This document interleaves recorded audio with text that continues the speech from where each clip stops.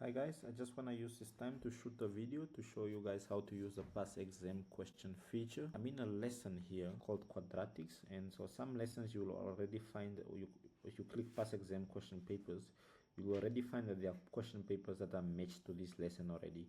But in some lessons like this one, you will see that there is no past exam papers matched to this question yet, and therefore you have to match it yourself. So the way you match it is you click that and you find the topic where this lesson belongs. For example, this is integration under pure math 1, pure math 1. So in here you look for integration, pure math 1, and then you can just match. So what it will do here is find all the past questions in the past exams that are relevant to this learning objectives that are in this lesson that you could then do and practice out with YYeni. So you'll have to wait for it to load. It will take a while depending on how many questions are in there. Okay, those questions have loaded, and as you can see it's about 13 questions that are relevant to this question.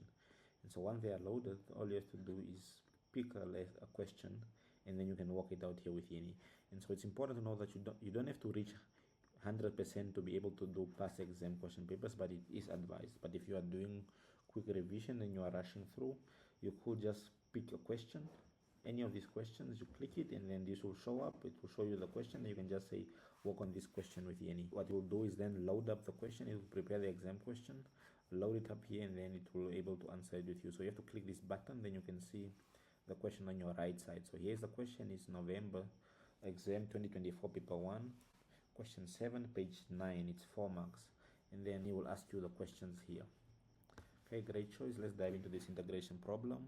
We'll go step by step using questions to guide your thinking. First, let's clarify the problem.